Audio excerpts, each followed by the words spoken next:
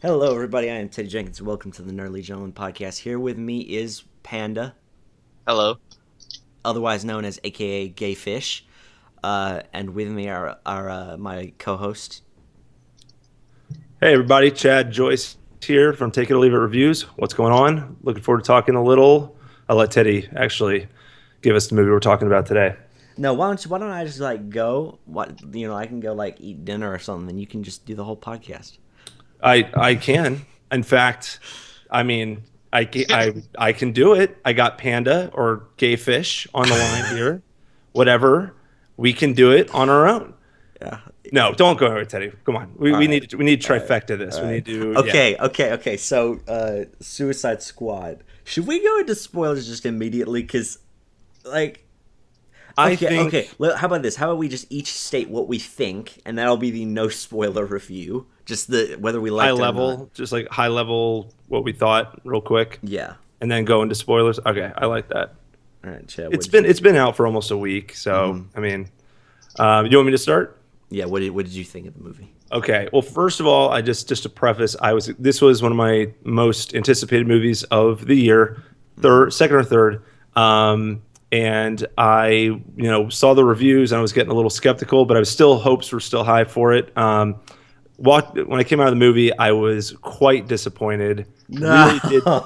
Really didn't like this movie that much. I don't think it was bad per se, but it is a mediocre film, and I think you walk out of this movie, and I think most people can admit it's not a very good film, but you're going to have a split decision between people who still had fun with the movie and people who did not have fun. I just didn't have that much fun with it. See, but I understand if other people did. I liked it, and I can find almost no one that agrees with me and does like it. Oh, really? Yeah. I said I liked it. Okay, Panda, you liked it. Thank goodness. All right, 2-on-1. That's all. Okay. That's okay. Okay. That's okay. All right. Okay, Yeah, you guys go. spoilers now begin. Okay. Here's the thing, all right? Like we've said before in the past, Chad, that the way you determine if a movie is good or not usually is what was the goal of the movie and did it accomplish the goal of the movie. And to me, the goal of the movie was to just Entertain. just to keep your attention for the next 2 hours, to just be fun. And I thought that's what it was.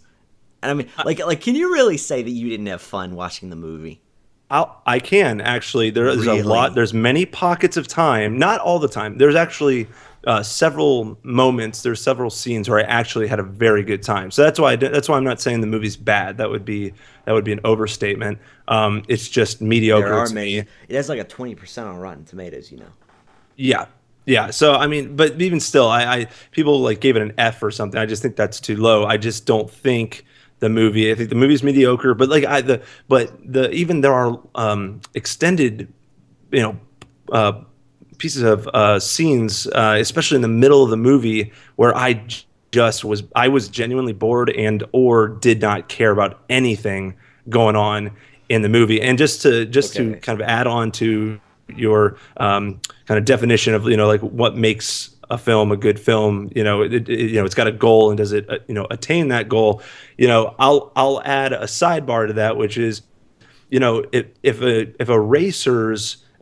someone running a marathon, if their goal is to finish the race, that is, and they finish the race, that's, technically they completed their goal. But if they're Last vomiting, last place, vomiting, falling all over the place, bloodied and bruised and It's not disgusting. necessarily just whether or not you completed the goal. It's how well did you complete the goal. Exactly, because Yeah.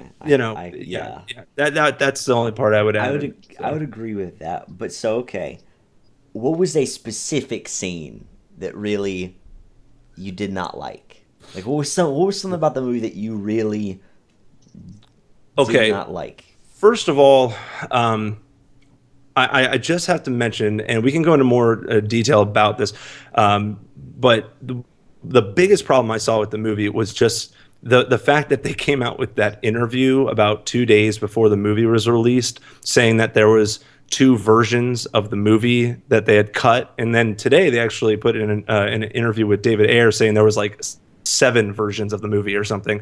And what I just noticed in the film is that it is just so tonally inconsistent, and that it's just kind of a mess. A part that I really didn't like, well, frankly, was just kind of the last 15 to 20 minutes of the movie when they actually go and fight Enchantress.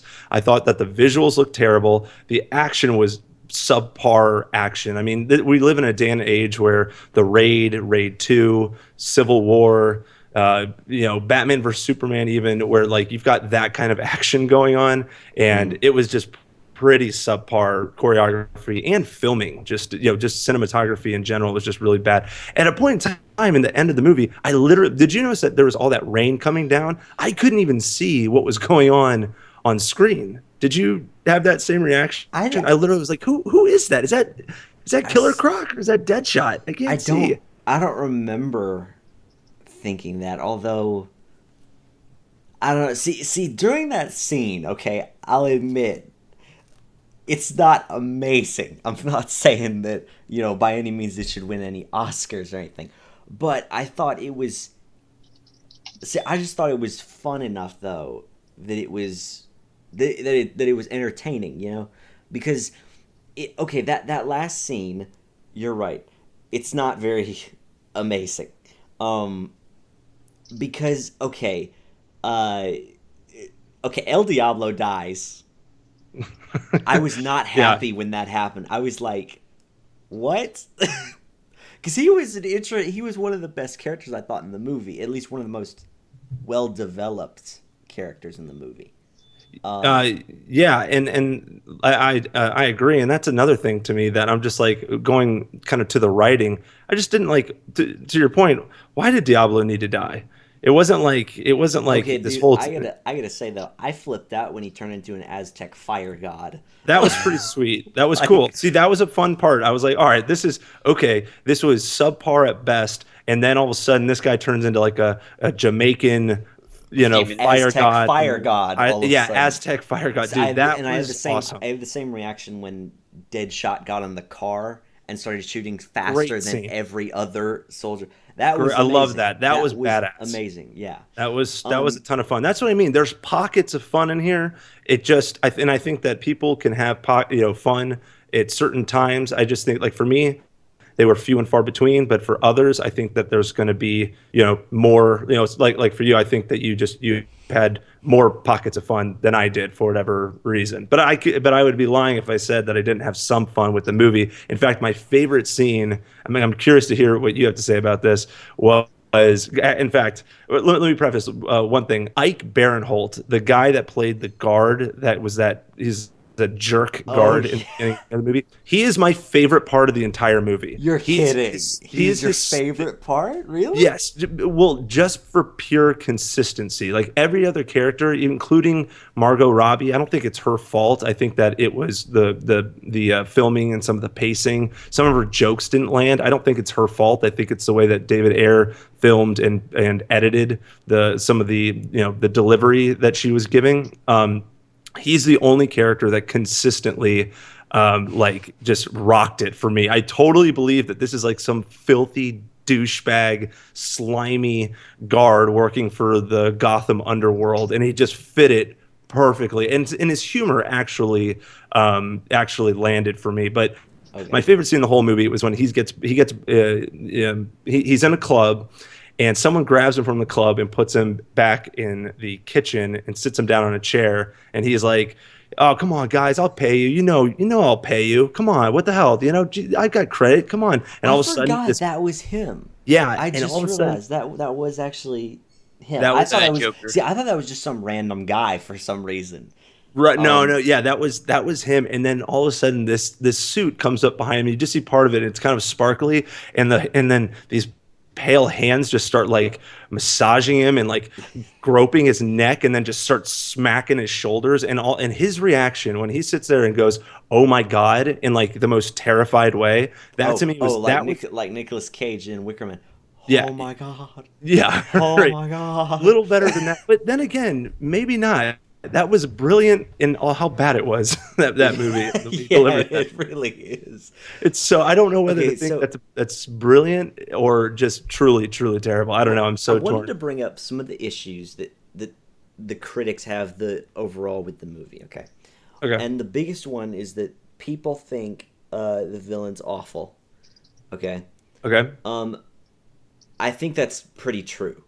Okay, because the villain is. But here's the other thing, dude, is that it feels like they're looking at this movie different than they looked at Avengers: Age of Ultron.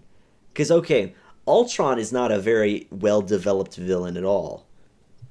Like, right. He's just again, and this is what people basically said, is that they said, okay, Enchantress and her army is just basically this giant faceless force that the heroes have to fight in the movie, right? Right. That's exactly what Age of Ultron was. There's just a bunch of random, and this is the same problem that people had with Suicide Squad, was that it's just a bunch of random generic villains that have no blood or anything and no character about them at all, and they're just kind of mindless drones that do whatever they're supposed to do. Though they didn't bother me, honestly. The actual like the look of them I thought was fine. Yeah, I actually thought it was kind of cool looking. I know some people describe them, I've heard, as the putty monsters or whatever from Power Rangers. Yeah, that's a common comparison. But regardless, I thought they actually look kind of cool. They've got these like eyes and weird things, and their heads are kind of like bubbling and moving. I was like, that's kind of creepy. I'm good with it. I gotta ask though, where the hell did they get guns? I don't know. They absorbed the soldiers. That's what they did. They absorbed the soldiers, and then what soldiers? Their guns. Did soldiers go in there? Did we see? There were soldiers before, before they went in there. There were soldiers already in there, and okay. They got taken over. I forgot about that. Which is exactly why they went in there. Fair enough. So, but okay, I thought Enchantress was not maybe the best villain ever, because, like people have said, she's just to fulfill the plot. That's it. Right. Like, she's just the thing that they're supposed to fight. Which, here's the other thing a lot of people have a problem with. People are like, why on earth would the Suicide Squad be sent, like a crazy woman, a guy who shoots stuff, and El Diablo? Why would all them be sent to fight this super magical powerhouse? Why not send, like, the Justice League or whatever? But here's the thing. Their mission isn't to go fight Enchantress. It becomes that later on. Like, initially, they're just supposed to go get Amanda Waller and get her out of there.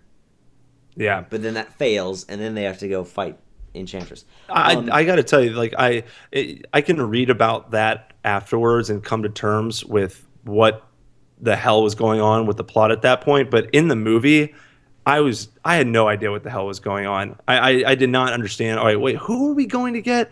Wait, are we going after Enchantress yet? Or yes, no? What are we? I just didn't think that. I mean, I see a lot of movies. See, I didn't feel that way. I think what happened was, it maybe just was not. Certain things were not clear enough. You know what I mean? Yeah. I can totally agree with that. I think that's just the writing, that it wasn't very clear. I think maybe I just kind of assumed things. Just took stuff. Like, when, Rick Flag says, let's go get her, I assume, that just meant, okay, go get Amanda Waller since, her plane crashed and stuff like that. Which I could see how that you were thinking that, because, you'd think, well, how do they know she's alive? I mean, her helicopter crashed. Like, not everyone lives from a helicopter crash. Exactly. It was just stuff like that. It just was, to your point, it was just unclear. And I just feel like they could have, without spoiling what they were doing, they could have polished that up to make it more clear, such that I wasn't scratching my head in the movie. I mean, at a point in time, I kind of put it together. Like, once they got her, I'm like, I think I got it. But the fact that I'm sitting here this late in the movie going, I think I understand what's going on, that's problematic. Yeah. And so that was, but I gotta, going back to what you said about Enchantress, I actually didn't mind Enchantress until she turned into the crazy Kate Blanchett, Kate Blanchett copy from Lord of the Rings, CGI fest. I didn't even think about that, but yeah. It is basically an exact copy of that. Yeah, where she's like, "I will be the queen of the land." Yeah. And she goes And in then, the that was done real and creepy. then This was Elijah Wood's like, "What the heck are you talking about?" yeah, he's like, "Dude, I'm tripping. What is going on?" Yeah. Yeah, that was like that was done well. This was just like a rip off that just was not done nearly as well. The CGI was just cartoonish, basically, It was, with everything although, going on. see, that's the thing, though. For me, though, it didn't all that much matter because it was entertaining. You know, like I can look past the fact that okay, yeah, it's stupid. It's not like an Oscar winner by any means, but Yeah, and I can totally appreciate that. For me, I'm willing. See, with me, I don't like I to hope they nitpick. release other cuts of the movie, like they I'm did telling you, with dude, Batman right v Superman. now, I'm putting. We'll have a gentleman's bet. We get whenever we find out by the time of the Blu-ray, whoever wins gets to choose what movie we talk about on the next horror podcast. Well, gentleman's bet. You get to do whatever it is. We'll do Kill List again if I win. Oh gosh, I just will hate you if you do that to me again. just to raise the stakes, just to incentivize you to take this seriously.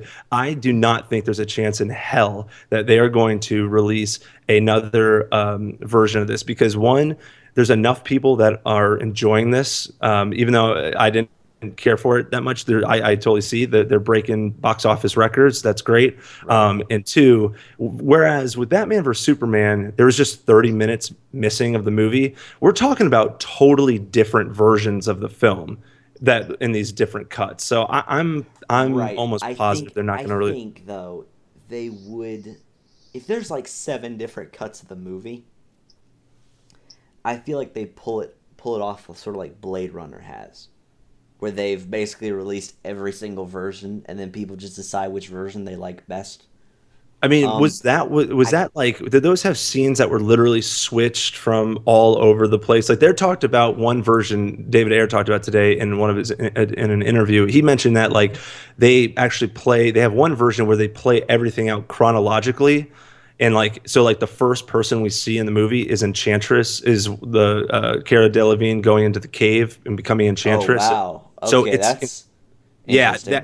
that's the kind of different cuts that they have. See, They're I'd like to see drastically those. I'd different. like to see those different cuts though. I would too. I would I'm with really you. I enjoy getting would. to see it because I feel like, dude, it would be it's absolutely would be a great movie if all of those were released. I think it would be interesting. I For sure. want to see them, but I don't think we're going to. I don't think that because the risk that they run versus Batman versus Superman, they can go, oh, it's just a director's cut. It's the same movie, just 30 minutes longer. That's it. With this, Warner Brothers runs the risk of being like, oops, we were wrong. Because these movies are these different cuts are drastically different. They may run the risk of people being like, well, where the hell was this drastically different cut? Why didn't you put this one in the theaters? It's just a risk. And a risk that I think they're going to avoid. But I would be thrilled if we get to see those other cuts. I would pay money. I would buy the Blu-rays, Definitely. whatever, to see the different cuts of the movie. That See, would I'm be probably awesome. gonna buy the Blu-ray either way, just because I thought it was. I don't know. I mean, like I said, I was entertained by it enough to where, like, I'd watch it again because I thought it was just a fun, in general movie. Okay, but the next problem a lot of people had was that why does the Justice League not just show up? Why is it that at any point? But okay, here's the thing. This is. I feel like this is very hypocritical. A lot of what the critics are saying. You're gonna mention Marvel, aren't you? Right, because that's what happens in every Yep. single Marvel movie. In Ant-Man, where's the Avengers? In Yeah. Doctor Strange, people are going to be like, where's the Avengers? I mean, every Marvel movie where it's a solo character are going to be like, okay, where's the Avengers at this point? Because the Avengers would show up. And so we Yep. just have to use our imagination and just go, okay, well, I assume they're busy somewhere else. Exactly. Just let it go, guys. Right. Let it go. All right. Look, these studios are doing something very difficult. They are obviously, by taking on something so large in scale, they're going to write themselves into traps like this. Just let it go. It's not Right. that big of a deal. So- Just accept it. Batman's fighting Clayface. Aquaman's whatever, fighting yeah. Mantis. Flash is fighting Zoom. Just let it go. It's all good. So okay, so I wanted to go into character by character, okay? Okay. Let's start off with the least one the one that everybody cared about the least, Slipknot. I mean, I don't Okay, think I I've just wanna ever say- seen I a just more wanna say Wait, was a disposed. lot. Slipknot the guy who character. fell off like they killed instantly? Yes. Yes. I just Yes. want to I say was that sad about that. Like I thought Oh, he could come on, dude! They say his his ability is he can Climb climb anything. That's the stupidest character I've ever heard. Yeah, that's dumb. Ever. I mean, okay. I'm pretty sure like they he can could have make it been cool. useful in some situations though. No, I feel like he could could have been. not have. You know, he couldn't have been. I mean, the only argument is the fact that they made, and barely, I don't even know if they actually made Captain Boomerang useful, but the fact that he survived that long shows that maybe the guy with the I feel ropes. like he's just supposed to be the character that's wily. That's Yeah, just oh, really yeah, cunning. totally. You know what Yeah, I mean? Like yeah. I think, and a lot of people were like, Captain Boomerang's like useless in this movie, which okay, for the most part he is, but Yeah. I think it's more of great. Somebody's calling me. I think it's that it's more about just his character, you know, having his personality and Exactly. establishing him in the movie. Which is what a Yeah, lot of these characters are, is just to establish them so that way they can say, okay, here's the character, and we can do whatever else later on. Yeah, and I actually agree with you about Captain Boomerang, and that's my problem with not the character itself, but the way they used him. Which is actually, I have a lot of problems with the way that the filmmakers chose to use certain characters. Captain Boomerang being one of them, where I was like intrigued by his character. I thought he was kind of funny. I wanted to see more of him. Where the hell is more Captain Boomerang footage? Right. Like And he's a fun, likable. Maybe if we get one of those cuts, there'll be more I Captain guarantee Boomerang. Yeah, I think you're right. But okay, yeah. So I think it was Slipknot- more than just fun. I think he was I don't know what to call him. He was unique, I guess. He was, I think, probably the most Of how unique how he character. acted was just I think that was the best part about him because Right. like his favorite thing was unicorns. Like Right. a it's grown like man finding he's- unicorns to be his favorite thing. I mean that's pretty comical. Right. He's kind of just there to be a personality, I think.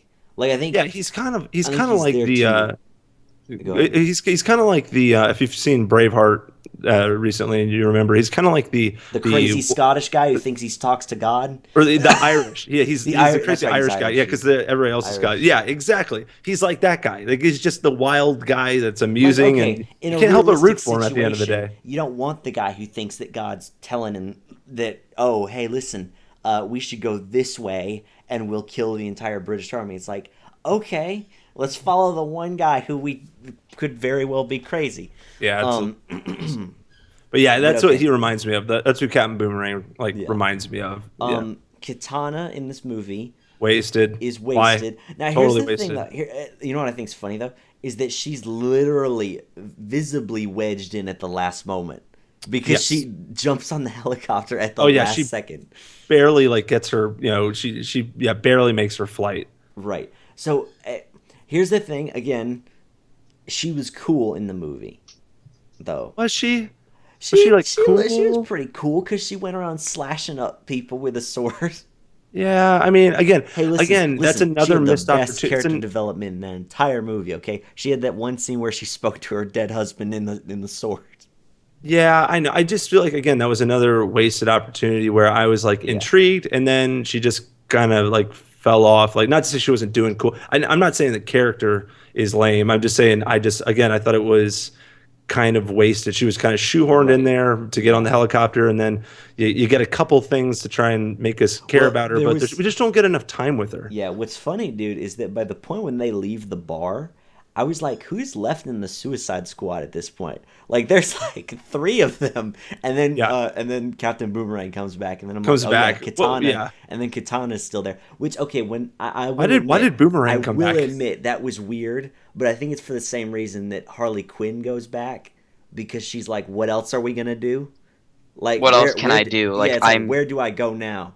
I'll Like- throw this out. I think that Plus, you're they talking know, about plus they know the world's gonna Boomerang. end. Plus, the world's gonna end. Like, everybody knows the world's gonna end if they don't do anything. So it's like, okay, for my own self-interest at the very least. I But gotta do you're this. talking about Captain Boomerang, right? Right. Yeah, I think that this is a filmmaking issue. I think that there is a scene between when he leaves and when he comes back, that someone goes to talk to him. I guarantee you he talks to that unicorn, and the unicorn tells Boom. him. Yeah, honestly, that would be hysterical if he has a one-on-one with the unicorn. He's a freaking nut job, and like he's like, "All right, screw it, crikey, I'm going back." And like, you know, like, okay, it was amazing. great. You gotta admit when they cut him out of the bag they shipped him from Oh, that's Australia great. in. Talk about immediately punches somebody in the face. Talk about establishing who this character is. Right. Immediately. Okay.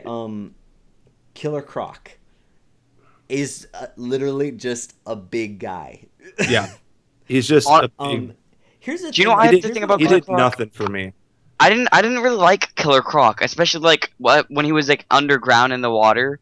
Why did he kill like those two guys? Like I don't understand what happened there. I think those were the I couldn't really tell what was happening. I thought those were putty. I think those were the putty guys.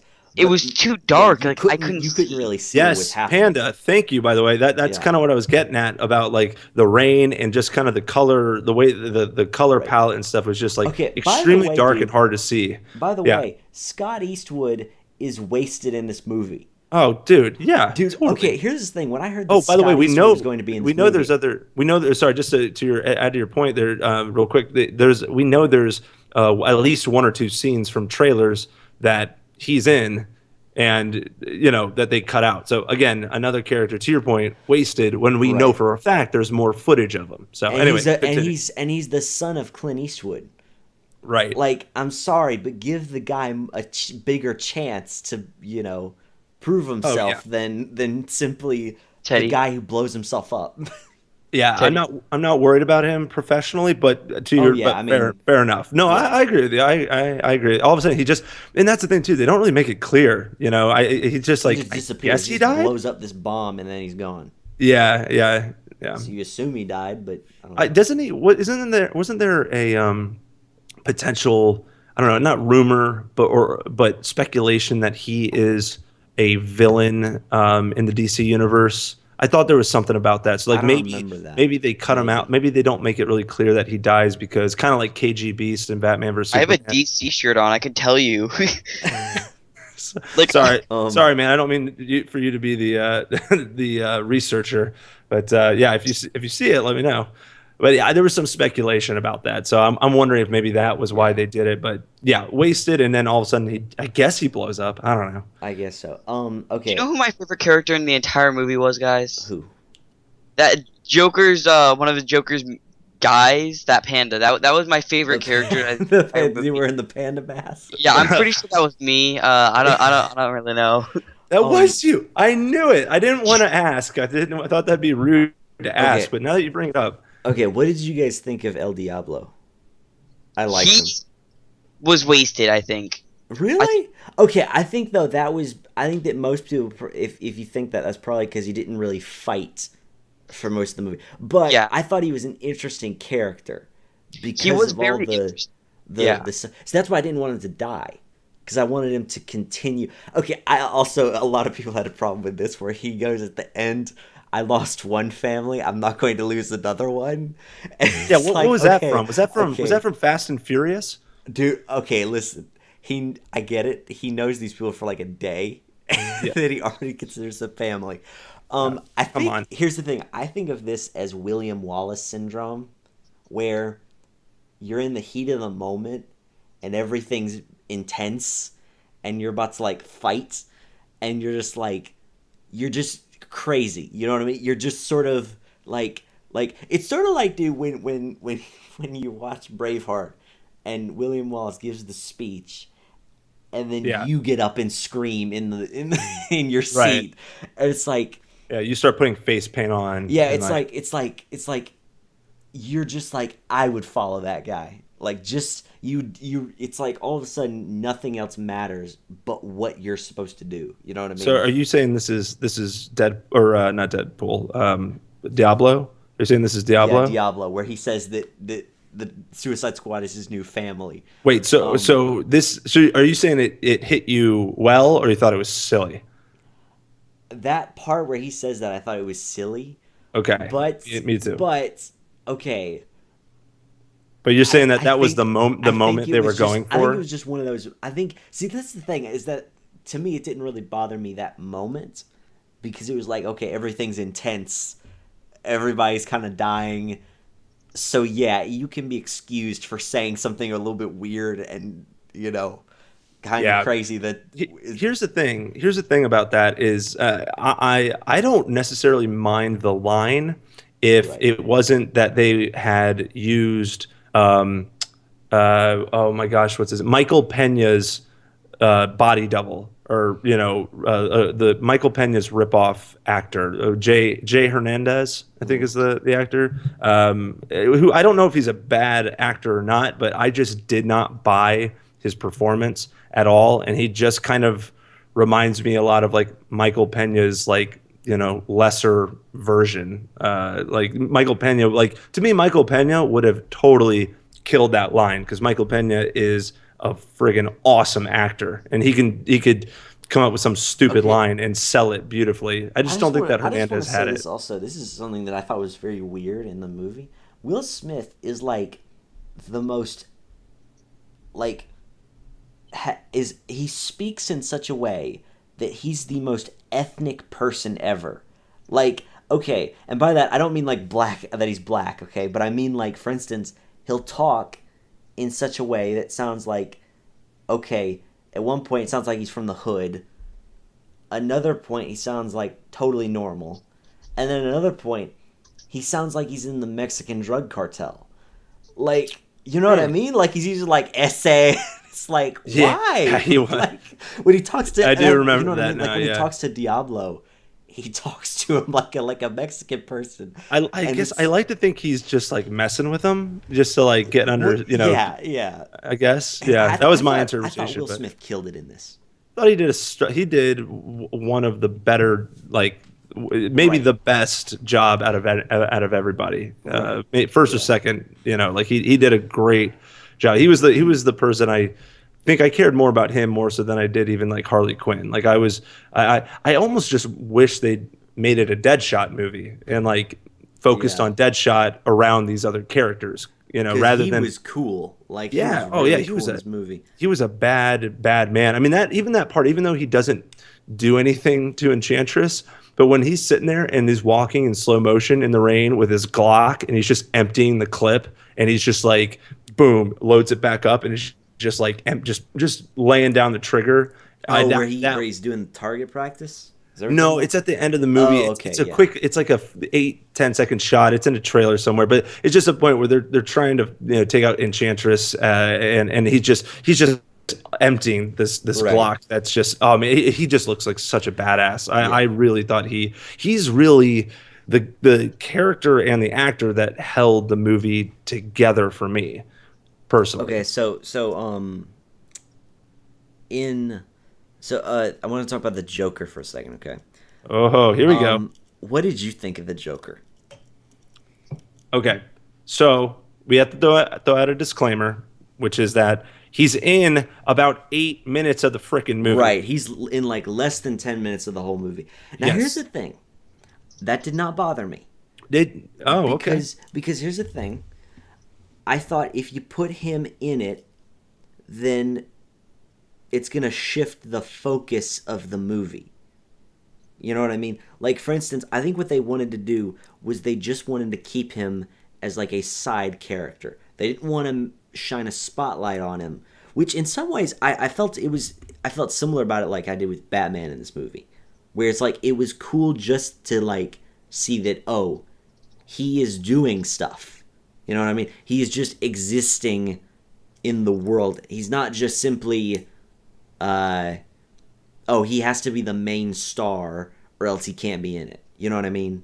Like, right. Like I like he kind of has to be hidden because he knows that if he comes out pretty much instantly in front of these guys, he pretty much knows that they're gonna immediately call fire upon him and attempt to kill him or lock him up.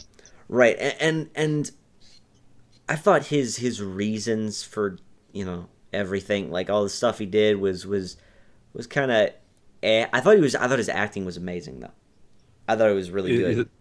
Yeah, and I hear what you're saying though about like that they didn't want to make him like the primary antagonist and make him, he was just kind of establishing the character. I feel like maybe he should have been in some ways. Yes. I would agree.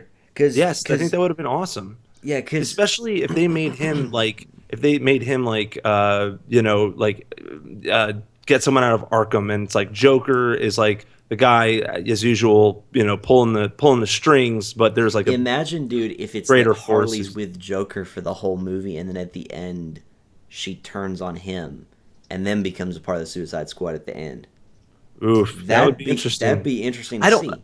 Yeah, I don't know enough about the lore to know if that actually happens, like in the comics or not. But yeah. I'm sure that Well, could be interesting. The thing with the villain, dude, is that ultimately they kind of should have lost the fight. That's because God, because here's the thing: the only reason they won is because the villain underestimated them.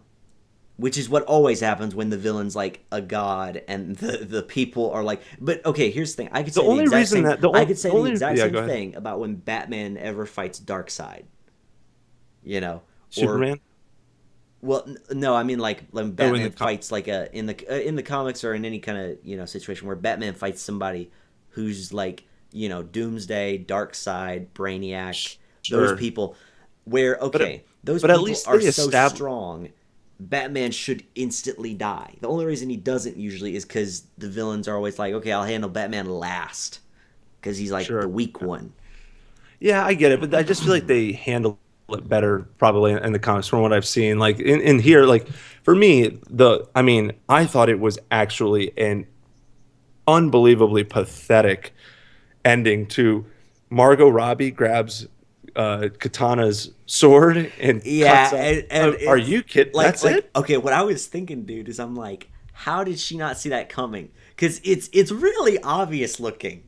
Like, it looks quite obvious. And then she even like practically says, there's just one problem, and looks straight to the ground at the sword as she's reaching towards it, bending down. It's like, you can teleport, and you're supposed to be like a god. Like, can't you do something? It's just. Do you not have peripheral vision? Like, it's right in front of you. It's just bad. It's just bad writing at that point. It's just they just did a bad job of writing the ending. They sat there in a conference room, being like, "Oh my God, guys, what the hell do we have? You know what? Screw it. We're gonna go with this Margot Robbie cutting her up." I imagine they will make a Suicide Squad 2, and I think that one will be better. Because I agree because or go ahead. Yeah, you go. Same thing as how I think Justice League and Wonder Woman are going to be far superior films than the two we got this year for DC Comics. Because I think what happened was, okay, this was their first shot at trying to establish the whole universe thing. And I don't think they quite knew what they were getting into. I think that's fair, yeah. And so now I think they're starting to get it. I think Suicide Squad shows that, that they have started to... I guess, man. Okay, here's the thing. I think Suicide Squad's better than Batman v Superman. Nope, I totally disagree. Really? I totally. Really? I think even the people who hate Suicide Squad still agree. No. Wow. I could not. And I'm talking about the ultimate cut, by the way. I'm not talking about the theatrical cut. I don't even consider the theatrical cut a real thing. You really should, even just for your own, just so you can say you saw it and you know what people are talking about at least. Because even if you don't like it, at least hey, still you don't like it. But that cut, that ultimate cut, for me is actually every time I watch it, I like it even more. I'm borderline. I can already say I really like Batman vs Superman: The Ultimate Cut. I'm getting to the point where I'm going to say I borderline kind of love it. But that's me. All film is subjective. But I got to say, that movie is just a better made film than Suicide Squad. However, I totally get it if people say they had a lot more fun with Suicide Squad.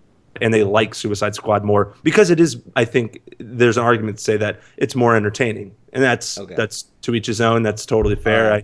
I can see that. It's also more unique. It's more like you see all these Batman movies and all these like normal movies coming out. Like, right. Let's say another Avenger movie comes out. You're gonna be some like more minor characters in a superhero film.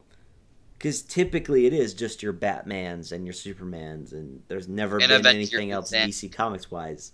Well, really. That's the way you got to put it. Because I would say until you say DC Comics wise, I would disagree with you in the sense. Okay, no, listen. Guardians of the Galaxy. Marvel's got Guardians of the Galaxy, Daredevil, Jessica Jones, Doctor Strange is coming out. There's tons of more minor characters in those movies. in Yeah. that universe. Hey, one thing I got to throw out there because I'm curious to hear what you guys have to think about, or what you guys have to say about this. Talking about, because this just came up with Guardians of the Galaxy. Guardians of the Galaxy set the precedent that you do not require flashbacks for all of the characters, even if you're introducing characters that no one either knows or no one has been introduced to in cinematic universe. I kind of like the flashbacks though. I don't necessarily mind them, except for the fact that I just think that they take away from character development in the current. Those title card things are pretty cool though. What's that? The title card things where it shows like Deadshot and it says specialization 9mm, and then like the 50 other guns that he specializes in. Hold off on that because I actually want to touch on that in just a second. But I just throw that out there because Guardians of the Galaxy proved you don't have to do it. And I thought that the flashbacks were fine and sometimes cool, like Deadshot, the one with Captain Boomerang and the Flash. But the thing that just bothered me is that like I didn't necessarily need them, although they were cool individually. I didn't need them, and for every second you spend devoting time to that takes away from character development that we could do in the current narrative, in the current plot as they're going after Enchantress. So I feel like, we could have allocated more time to watching Boomerang interact with people and enjoying him more and becoming a bigger fan of him, and same for Katana and, stuff like that. But that's true. It might have been better not to focus on Harley Quinn and Deadshot as much because they were clearly like the focus of the movie. It was very much their movie in a way. Yeah, they really hit this like hybrid, like mishmash where there was like a team movie, but a team movie with focused characters. Right, exactly. Versus like Guardians of the Galaxy or Avengers. Avengers really does it well when you think about it. They don't like hold favorites at all. Like everyone gets a equal amount of screen time.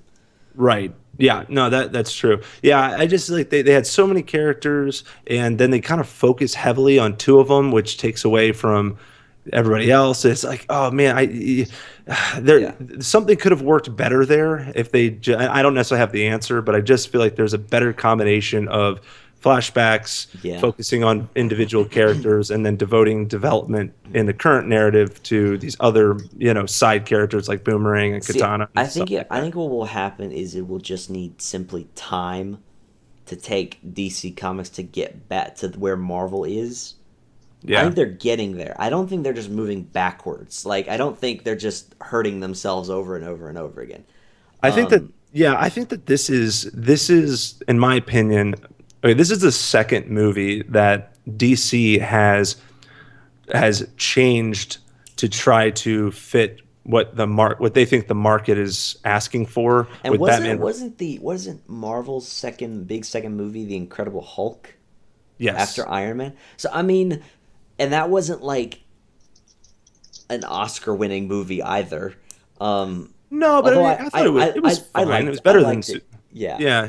I thought it was better than Suicide Squad. That's just my opinion. But I think pretty cool when he jumps out of the plane and then hits the ground and then turns into the Hulk. Yeah, that was sweet. Yeah. I love the part though when he fights Abomination and like rips his bones out and starts stabbing him with his own bones. Yeah, that was so gnarly when I saw that. You are owning the fight when you do that. The one thing, for me, DC has now. They took a 3-hour movie in Batman vs Superman that I thought was actually very, very good, and they cut it down to 2.5 hours and made it kind of a messed up, a movie missing scenes and pacing's all messed up and the editing's all crappy. And then now with Suicide Squad, they thought, just like with Batman vs Superman, all right, when you shorten this movie, even though we're cutting into the meat of the film, with Suicide Squad, they're like, David Ayer made an original version, and then they're like, oh no, Batman vs Superman, the dark and gloomy didn't work well, so we got to make like 7 different takes to try and match with the market. Justice League is going to be that perfect balance. Yeah, because it has the Flash in it, who's going to be funny, and it's going to have Batman in it, who's going to be all gloomy, and then it's going to have Cyborg, who's absolutely insane. Just the look of him. Yeah. So I just feel like they have to. They got this is the second movie now where they've like altered the final product to try and, they've messed with the final product. Right. That's 2 strikes. Okay, they need to get this next one right with Wonder Woman. Their real defining moment. I think that'll be the moment that'll be like, okay, this is where the DC universe began. This is where it started.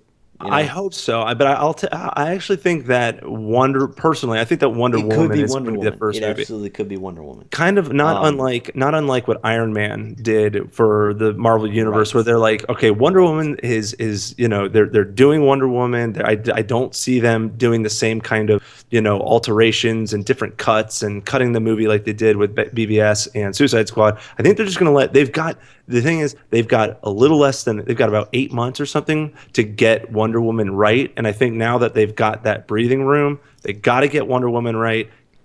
Right.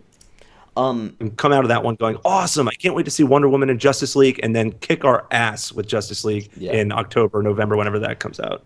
Yeah. Oh, by the way, Chad, there were a couple movies I've seen recently for the first time that you would probably, I'm not sure if you've seen them before. Have you ever seen Drive? Oh, yeah. Yeah. It's good. I haven't seen it in a long time. That's a great movie.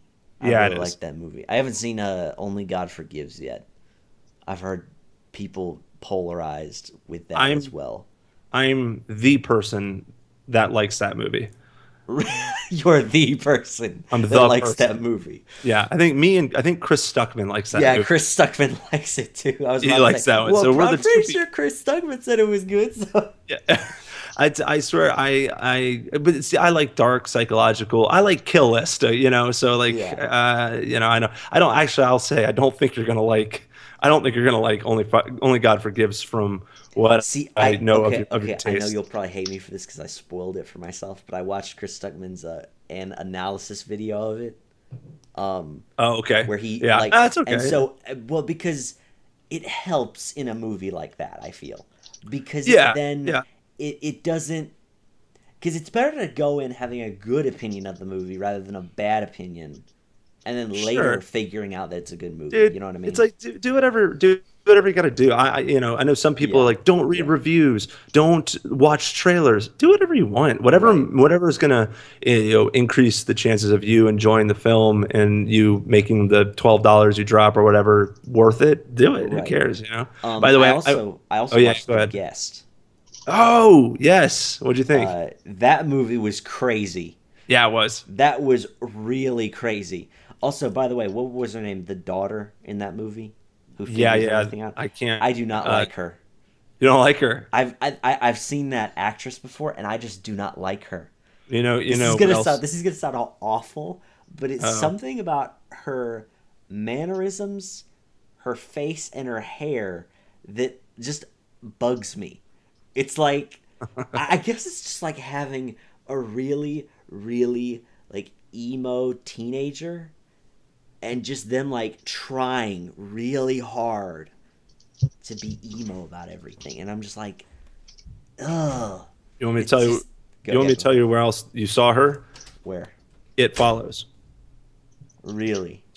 Or at least if you saw a trailer for it. I know you didn't see the movie, but if you saw a trailer for it, she is like the main chick. I actually thought I liked her a lot more in It Follows. I think that was the first time I ever saw her, and I actually thought she did a really good job. She's not the emo chick. She's more so the Jamie Lee Curtis-ish kind of kind of chick. But real quick, in that movie, she's just so annoying. And also, dude, who's the dude who plays the guest in the movie?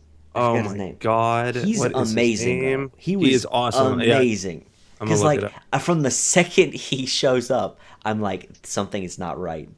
Like he is absolutely not a good guy. Dan Stevens. That dude is an amazing actor. He's awesome. He can go. He can be at one moment the most charming, endearing guy. He's the most charming Southern. He's basically a stereotype of like a soldier, like a young, mid-20s guy that comes back from war. Yeah. That what he's like, For sure. Yeah, stereotype of being the charming Southern boy, that. Yeah, so he's. And then all of a sudden, next thing you know, he's like cutting people's throats and shooting them in the head. And that scene, he has he has some of those scenes that you you just want to always see happen, like the principal's office. Oh sequence. yeah, where he says that the one kid is gay. He's gay, and he's like, "You're yeah. discriminating against." Oh, that's great. Well, I love it when he turns to the mom. And he's like, "Were you gonna sue we're the gonna school?" sue the school board. And she's like, "Oh, I don't know. We're suing you now." Like, I love that. That was so great. I mean, talk about and then that scene in the bar where he beats up another all one. those kids. Another one, dude. That's another great scene that you just always want to see. Bullies getting their ass kicked. Oh like, yeah, it's great, dude. Luke is like one of the only normal people in that whole movie up until the point in which he finds out that he's a psychotic murderer, and then goes, well, "We're friends, right? Like I know you killed my sister. You got my sister's boyfriend arrested. Killed my sister's friend. Killed my dad's boss." It's like, oh, I know, but it's okay. I'm not going to tell anybody. And dude, hit the look on his face. It looks like he's about to go like full on Terminator on him. Oh my god, he really did. Like snap his neck and hide him in a broom closet. And that was what was so scary, is that this entire time you're like, but he would never hurt Luke, would he? You know, in that moment you see in his eyes and his face, and you're like, oh god, this guy he's heartless. Like, he actually might be the Terminator. He might not have a heart. He freaking blows up a diner with 2 grenades. I know. God, that was odd. That point, I was like, this is taking a whole nother turn, and I kind of love it. Like, I like how they combined. I always like it when movies successfully combine multiple genres. You have, like, 80s horror movie / thriller, and then kind of this drama coming of age story with the kid. You have these like little kind of parceled out, and in the movie there's just multiple genres which I thought they did well. The kind of thing that kind of freaked me out though is when you see him at the end in the fireman's uniform. Oh, that's right. Yeah. And I was kind of curious, what happens after that? Like, does he kill all of them then, or does he just leave? Your imagination. That's it. Well, because they say that his goal is to eliminate anyone that knows him, right? To like cover his tracks, basically, if he's discovered. Is that what his motive was? I think that's the reason why he killed the family, was to cover up his tracks. But then why didn't he just kill them earlier? When?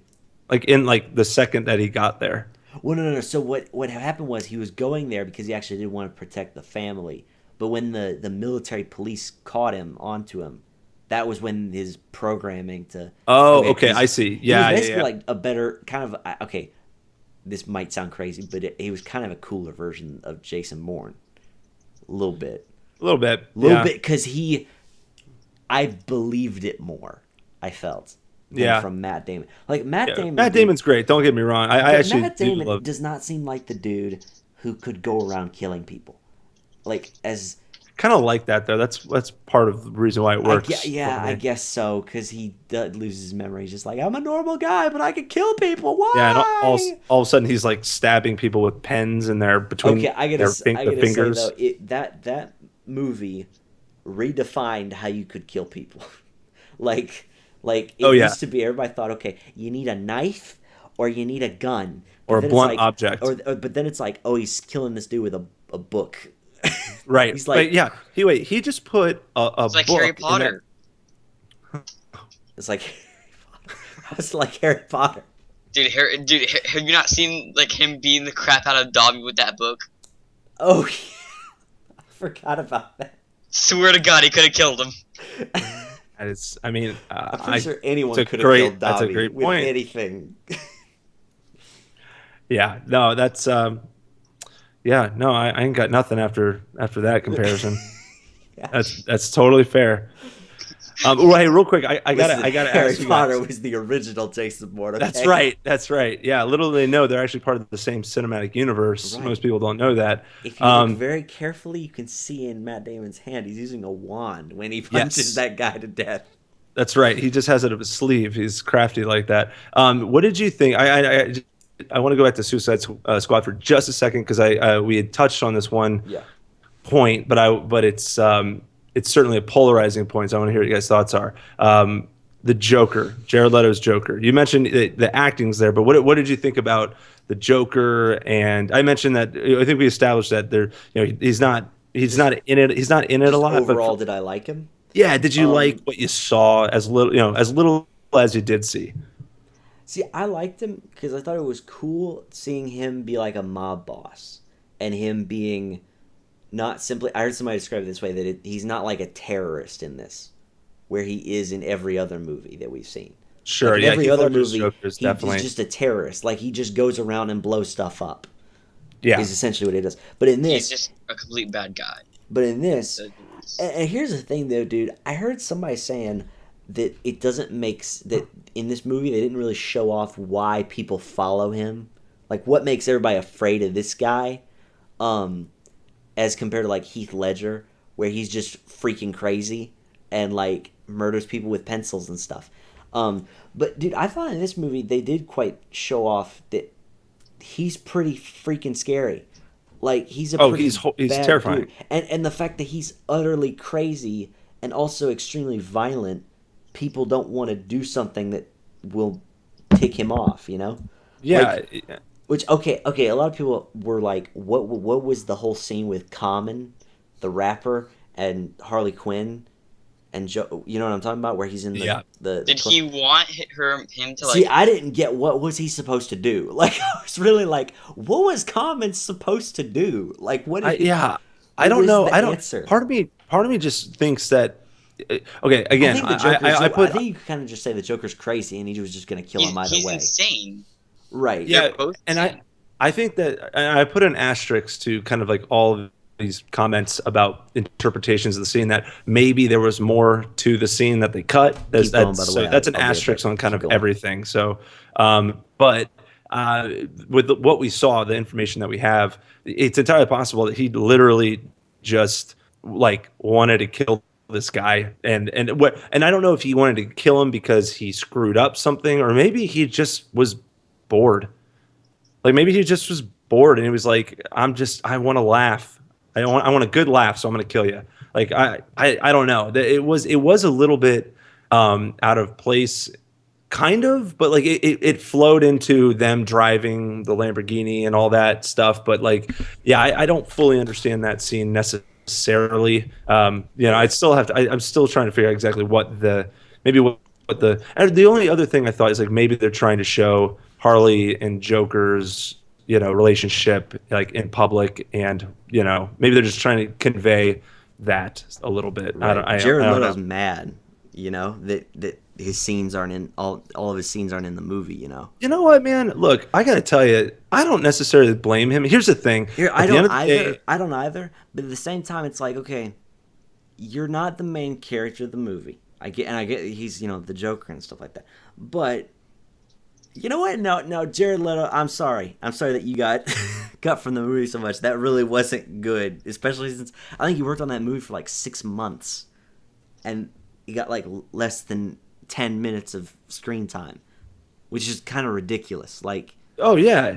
He said that there's countless other scenes I heard that they one filmed. Scene like right after the scene with Common in like a parking lot, where like the Joker and her have some huge argument or something that develops their characters way more and their relationship and stuff way more. I've heard there's a lot more stuff about the Joker. Yeah, the way he described it was that you could almost put together a full feature-length Joker Harley Quinn movie with all the footage. His weird comment where he said, "I hope I don't die soon." Yeah, because he said that if I died, all of those scenes would then get released.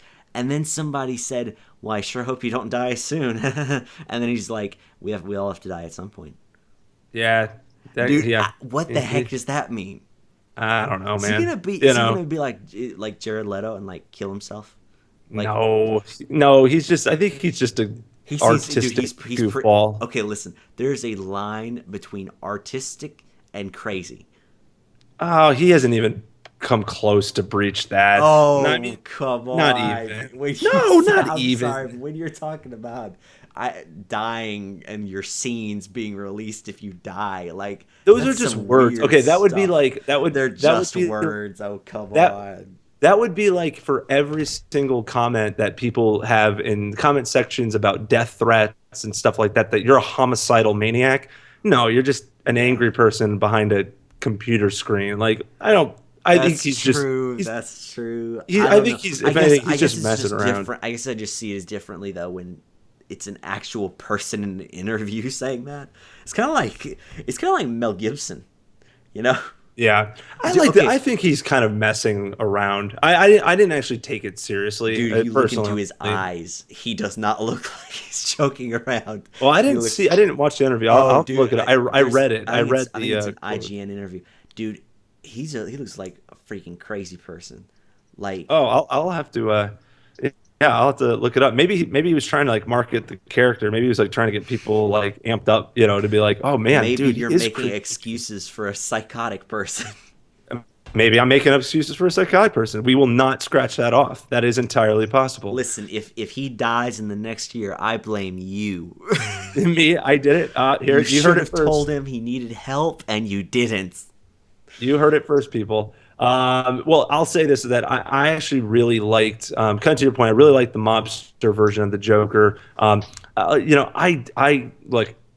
don't really care most of the times about the actual physical appearance and nitpicking stuff, right, like tattoos and stuff like that, about most characters. In this case, the damaged thing on his forehead. That's the one thing. Like all of the tattoos didn't bother me at all. I feel like the damaged on his forehead is much, although you couldn't see it in the movie ever. No, but still, why would you put that on there? Well, like, you want me to tell you why? Why? I can tell you why. Actually, exactly why. Because I have in this. There's an article. Well, it's what's that? Because he's in your contacts, right? Yes, exactly. Well, I had to. Once he said that stuff in that interview, I'm like trying to reach out, make it, make sure he's all right. Okay, so we're tight. So this is an interview that came out today, with David Ayer. It's just a quick little 2 or 3 sentences, but he basically says in this question they ask about the damage tattoo, and he said.